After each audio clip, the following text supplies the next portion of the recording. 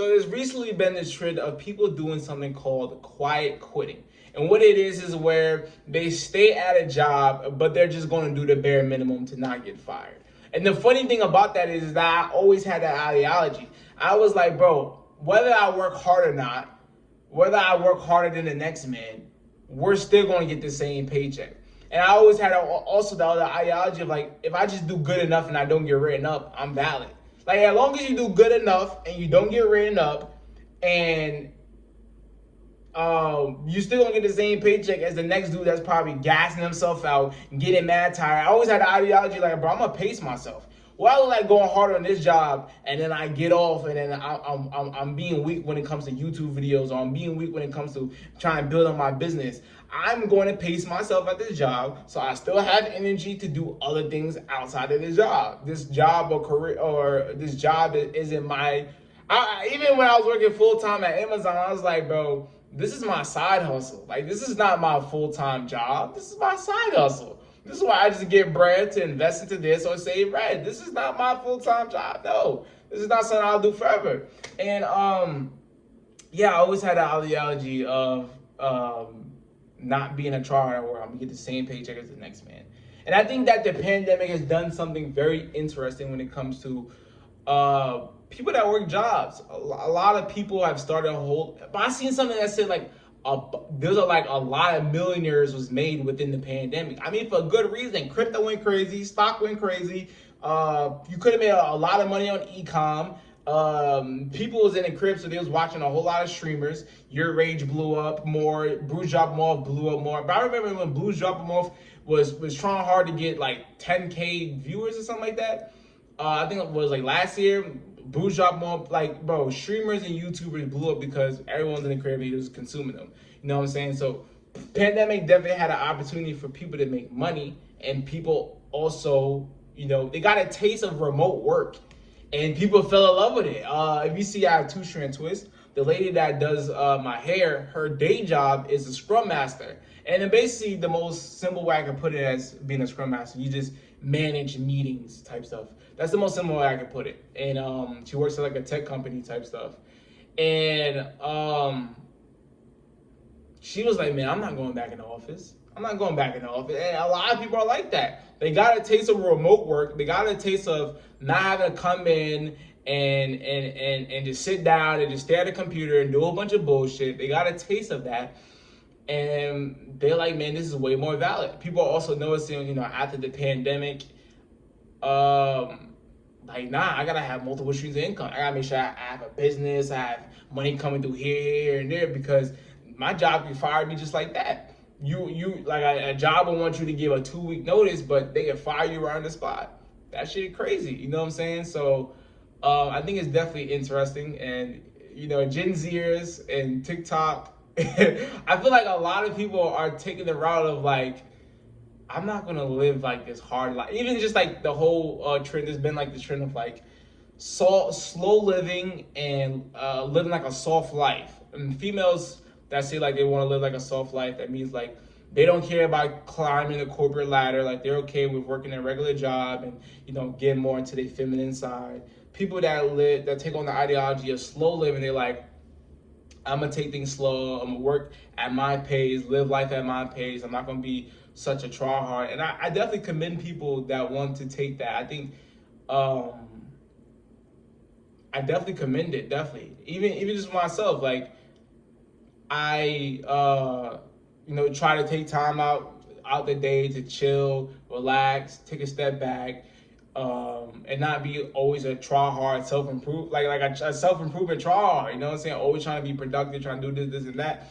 And honestly, something even that I realized within my own self is that, you know, you can't confuse motion for progress. You know, a rocking horse is always moving, but that doesn't mean it's going anywhere. And that's something that I've realized within my own life, is that I felt like doing a lot meant getting a lot of results, or doing a lot was the right thing to do. And it's not. Because if you compare a guy that's going to the gym 3 times a day compared to a guy that's going to the gym 5 times a day, you'd be like, damn, that guy going to the gym 5 times a day, he working mad hard. Like, nigga probably gonna get some games, right? But if his diet is not right, if he's not hitting his protein, if he's not getting enough sleep, if he's ego lifting, you don't know, ego lifting means where you just try to get the heaviest weight, but you're not even doing the right hypertrophy. Damn, I'm saying a whole bunch of geek words that you're not gonna understand. Okay, hypertrophy is where it basically means like, shit, fuck. I get so geeky with words. All right, hypertrophy. All right. It just means more reps, more gains. Okay, that's the most simple way I can put it. It's so simple way I put it. But yeah, you can compare, you know, a guy that's going to the gym 3 times a day compared to a guy that's going to the gym 5 times a day. But like the guy that's going to the gym 5 times a day is working harder, but he's not going to get that results if he's not incorporating good sleep, good protein, and rest and recovery, and if he's not doing hypertrophy the right way. So that's something that I've realized, is that it's not about working hard. It's not about being productive all the time.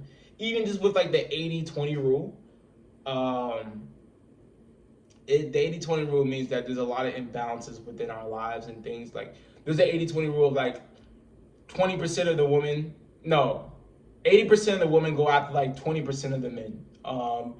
There's also an 80-20 rule of like let's say like your Facebook friends.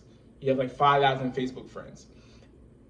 20% of the Facebook friends that you have, that's the only people you interact with. Out of let's say you have 5,000 Facebook friends, only 20% you interact with. So what I'm saying is that I've realized that you don't have to be the hard worker. You don't, and even just with this, right? Bro, when I was working at Amazon, I had 50-hour weeks, 60-hour, yes, working 50-hour weeks, 60-hour weeks. Now, what's actually funny about the 60-hour week, for 20 hours of that week, I just sat in the break room just on TikTok. Word of my mom. I picked up 2 extra shifts, 2 10-hour shifts, and literally I sat in the break room for the whole 10-hour shift. Yeah. But what funny was that actually got me written up, because I didn't get caught those 2 times. Because with Amazon, like, if you pick up a shift, you don't work with your manager. You know what I'm saying? You have like different managers on different floors and stuff like that. And you know, Monday and Tuesday, I was able to do that because I wasn't with my manager. But one time, I was like, okay, let me do this again. And I did it again, but that was the time that my manager was there. But I came late, but I instead of doing it the whole day, I was like, okay, I'm gonna do it for like 3 hours. So I came on the floor at 10 o'clock. I seen my manager. I tried to act like, oh, I gotta clock out. I just came. It's hard to explain it because with Amazon, it's not like a regular like job shit where it's like you on your schedule. It's like you have things like you could come in late type stuff. So I try to act like I was just going on break and I was coming back. And then, but with Amazon, they can see when you come in the building. So then she said like, it said like you've been in here since you've been here since 7 a.m. type stuff. Like, whoa, like what's up? I was like, yeah, I came in here, but I tried to submit I lied. I was like, oh yeah, I came here, but I tried to submit PTO, and she's like, okay. So then she walked away. I'm thinking I'm all green, I'm all good. A little bit later, she comes and asks me. She's like, yeah, we can't do this. It's unacceptable. Blah blah blah. I was like, and then, long story short, I got written up for it. Long story short, I actually didn't lie. I lied at first, but I was like, I could either lie and long term she lose my respect, or I could tell the truth and she gained my respect and be like, okay, at least he told the truth. I'm gonna live him with a slap on the wrist. But I ended up getting written up type stuff. I'm trying to realize why did I say that. Basically, I was talking about like working like long hours and stuff like that, and yeah. But one thing I realized is that, even like, I'll give another analogy, is that I realized there's no point in working a full-time job if I'm spending money on bullshit. If I'm spending money on clothes and food. If I'm spending, I'll give this analogy, right? Look at 2 guys. Let's say one's working 20 hours a week, one's working 40 hours a week. The 20 guy's working 20 hours a week, he's making $200. While the guy's working full-time, he's making $400. If the guy's working full-time, 40 hours a week, and he's spending $200 on clothes and bullshit, he might as well just work part-time and go use that extra time to go focus on getting a higher income skill, starting a business, or doing something that's going to actually get him out that race. If you're working 40 hours a week and you're spending money on bullshit, you're not investing or saving money, nigga, you're going to stay in that race. You're going to stay in that rat race and you're going to stay in that trap. So that's something that I learned. I learned that there's no point in me working 40 hours a week if I'm going to spend this money on just food and clothes. There's no point in doing it. So I definitely understand, why people are quiet quitting and why people are resigning. I think it's definitely interesting, and yeah, I think a little part of it is the pandemic. People got a taste of that remote shit. Even like, bro, I'll even say like this. Bro, I remember when we got like the first 2 weeks off of school, like in March, because of the pandemic. I was like, okay, it's fine. Like, you know what I'm saying? I ain't gotta go to school type shit. Bro, like 3 weeks after that, niggas, we had like a Snapchat group for like class. Niggas started talking about like, oh, teachers want you to get on Google Classroom. I'm like, nigga, damn.